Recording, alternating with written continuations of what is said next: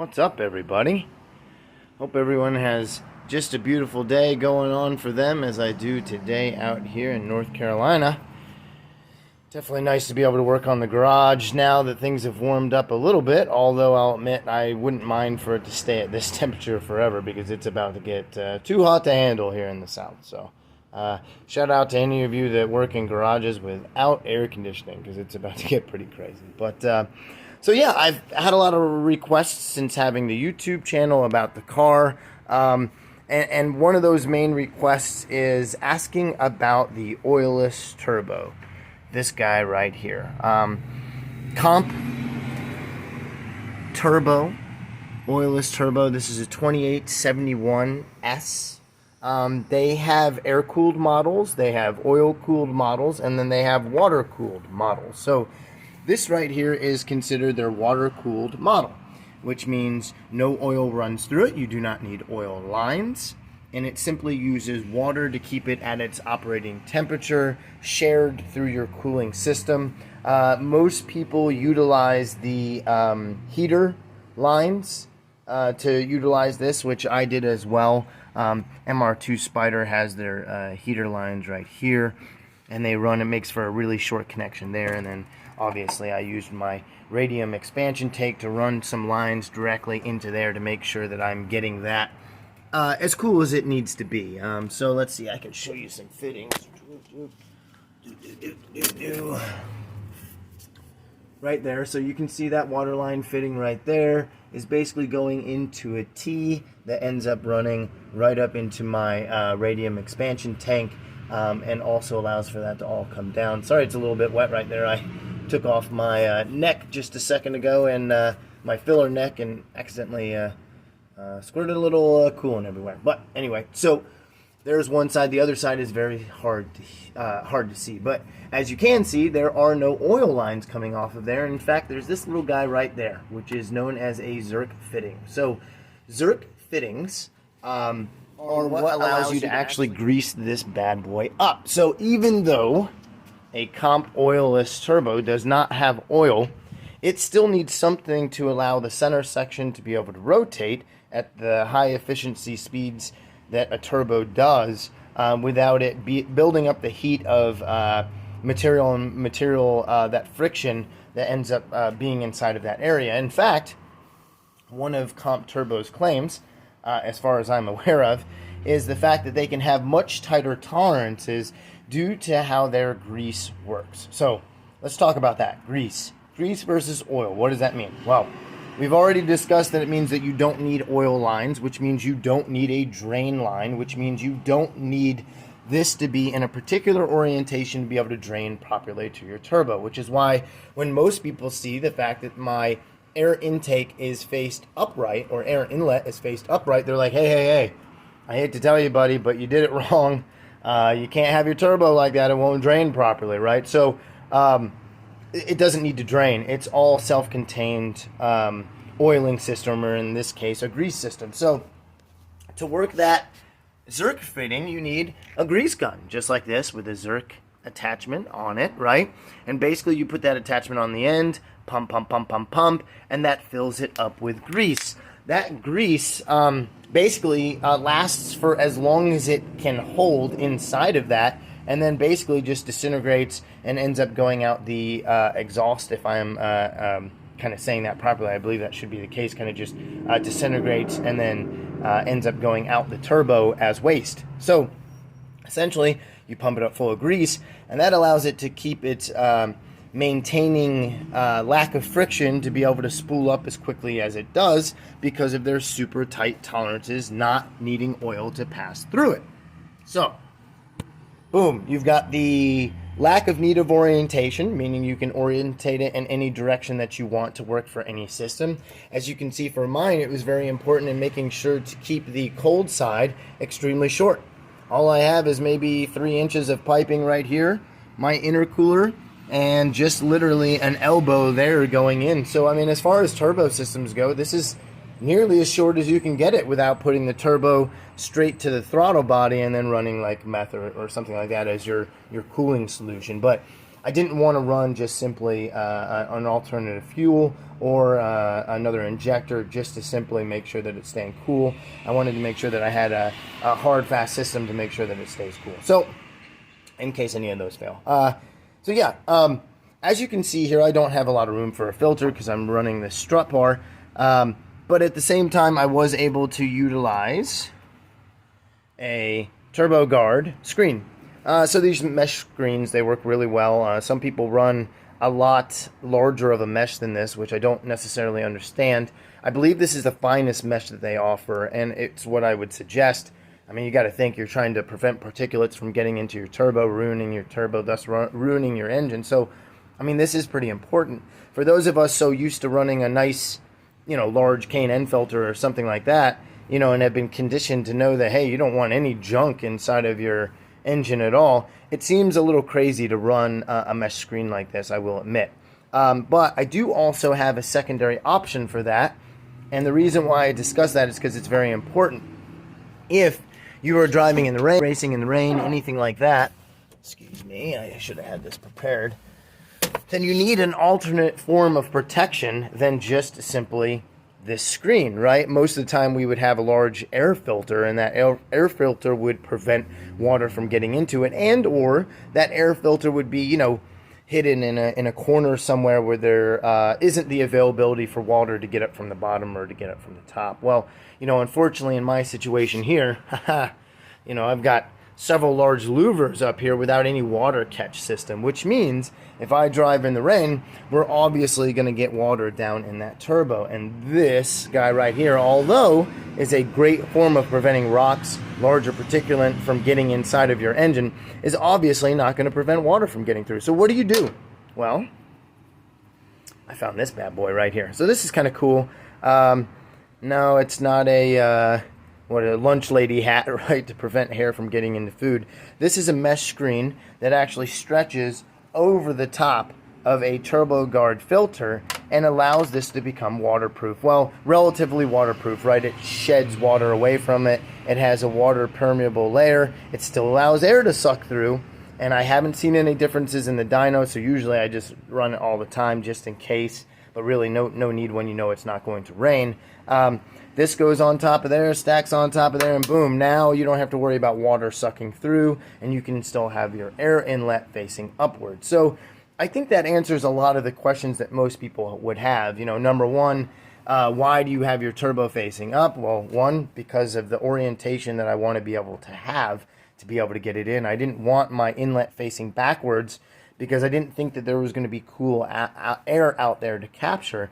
In the future, I intend on this being fed from a scoop that'll be on the roof, that'll be on our fastback that we're working on and designing in the future that you may or may not have seen videos in the past. So for right now, I'm just pulling, hot ambient air in. Sure, I understand that.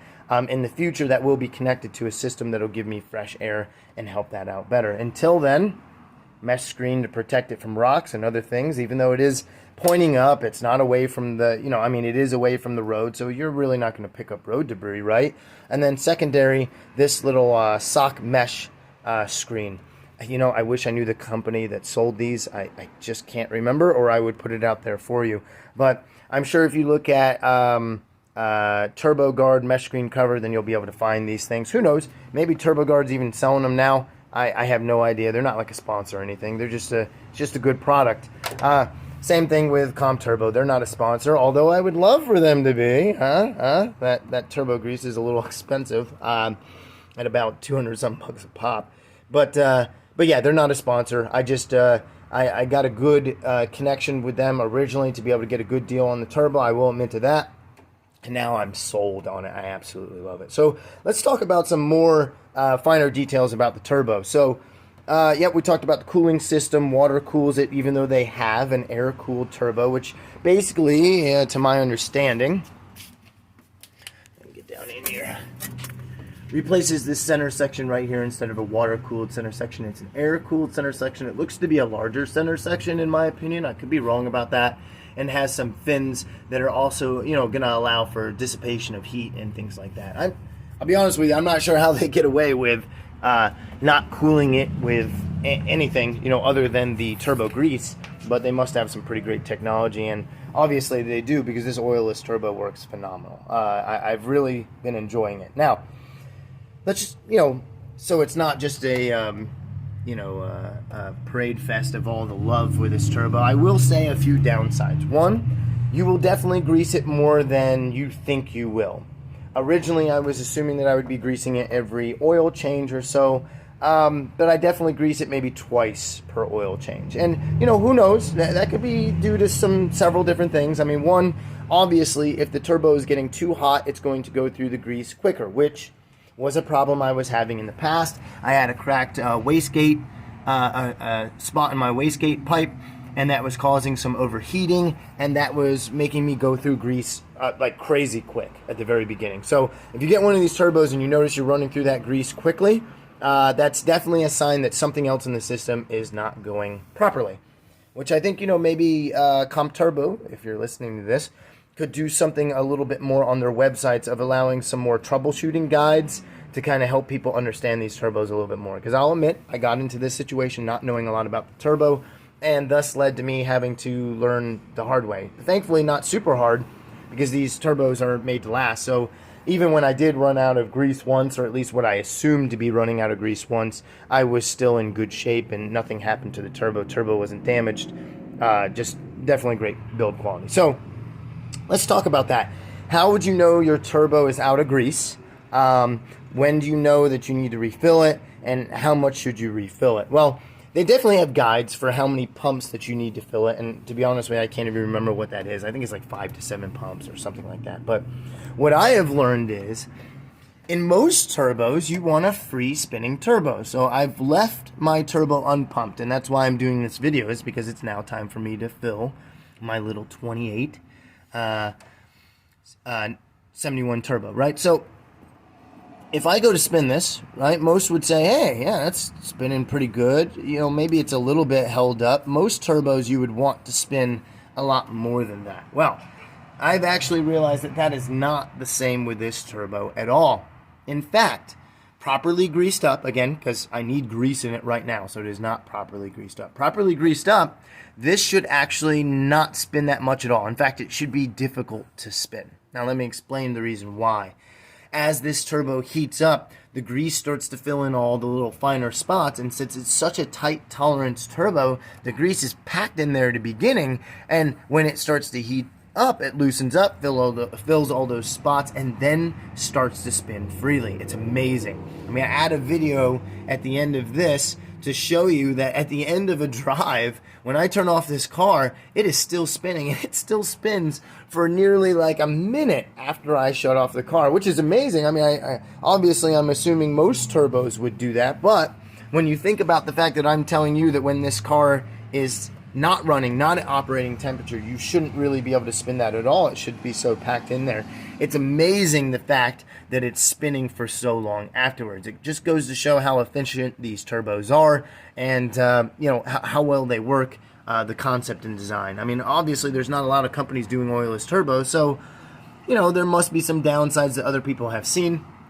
For me, it seems to work great. Now, must keep in mind, right, the big thing here, no, I haven't been to the track yet. I get it. You know, I know. I'm getting there, but has it been track tested? No, it hasn't been, right?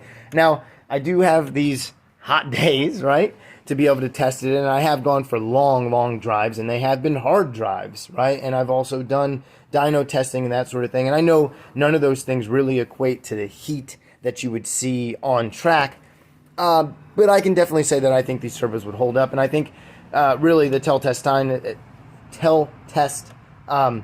is really the fact that these things have been used in several different forms of automotive racing. In fact, they seem to be very popular in drag racing, that sort of thing, but also in rally racing. And I mean, rally racing is probably one of the hardest forms of racing that there possibly is. So, you know, when you talk about racing and that sort of thing, I think rally racing would say that this is well-proven technology for that. So, yep, compturbo, oilless turbo, I love it. I'll just go ahead and give some zooms of the manifold setup here.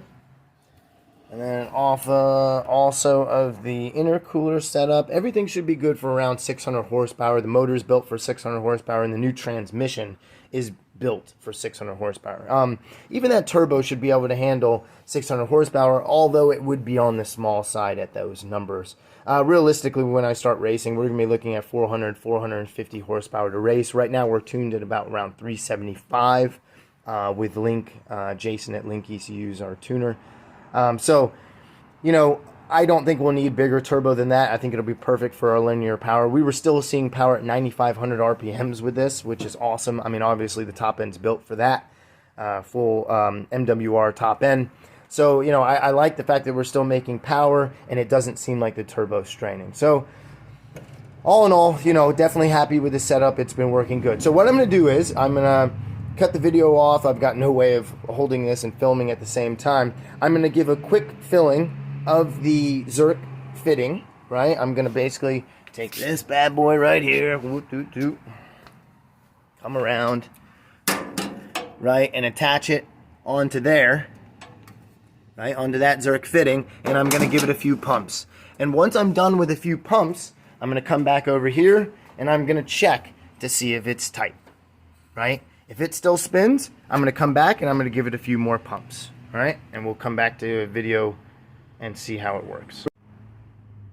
Alright, so we used the gun, got it all squirted full. I think I did 7 squirts, right? So I told you usually around 5 to 8 squirts are gonna do it, right? And I did already test the spin as I got to about 5 squirts to see if I would need some more squirts, right? So after that testing, as you can see, now when I go to spin it, it does not spin. I mean, it spins, but it doesn't continue to free spin, right? So that's how it actually needs to be, because now when everything heats up, it'll slowly start to heat up the grease inside the turbo, it'll get to where it needs to be, and then it'll start full spinning as it's supposed to at its proper operating temperature. And again, just like I said before, we'll continue spinning. Even once the car is off, it will continue spinning and just keeps moving because now it's finally at that operating temperature. So last thing I want to talk about is the time that I did run out of grease, right? I was going to a Cars and Coffee. It was like my longest drive that I was doing with the car. I was super excited about it all, right? And on the way back, I started hearing this noise, and it was not a pretty one. Metal on metal noise, a screeching, a whining. I wish I could duplicate it for you. If you remember the Dumb and Dumber noise, the worst sound in the world or whatever, it was basically very similar to that. And what that was it was the turbine housing obviously making contact with something inside of there, and I had ran out of grease. It was not a good morning, let's just put it that way. I had made the decision that that we were going to try to make it home. I didn't want to tow it. Wasn't one of those situations, and it was hard to hear that noise all the way home, and I had considered the fact that I had destroyed a very, very awesome turbo, right? I was scared that my poor baby, right, had gotten hurt, but went home, filled it up with the grease, pump, made sure that I could not spin it, things were good, restarted it up, noise went away nearly immediately, and everything was all good from there on. Had no issues, still running the same turbo, haven't had a problem, absolutely love it, right? So, moral of that story is you definitely don't want to run out of grease, right? But even if you do, compturbo's got you a little bit covered, and they've made their turbos to some great standards. And they definitely work very well. They do what they're supposed to do, and then they last. And again, I'm not sponsored by them, and in fact, I think I even sent them a message and they never got back to me. But look, that doesn't stop someone from being able to say that a product is good. And I would probably use one of their turbos in another build because I just have had such good luck with them. This thing spools super freaking quick. I know it's small, and it also takes a ton of power, which is awesome. And I've even screwed up settings and adjustments on it and had issues in other parts of the setup, and it didn't mess up the turbo. So right, that's what you want in a product, right? Is good quality. So you know, the grease is a little expensive. You do have to fill it up, I think, more than they claim, depending on how hard you're driving it. But those really aren't that bad of things. They really aren't, for the quality that you're getting and the, I don't know, specialized product. It's different, right? When I pop this, I mean, people see that and they've got questions. They wonder about it, and it's different. So I really like it. I appreciate the build quality of it, and I love the fact that I was able to get it into this build.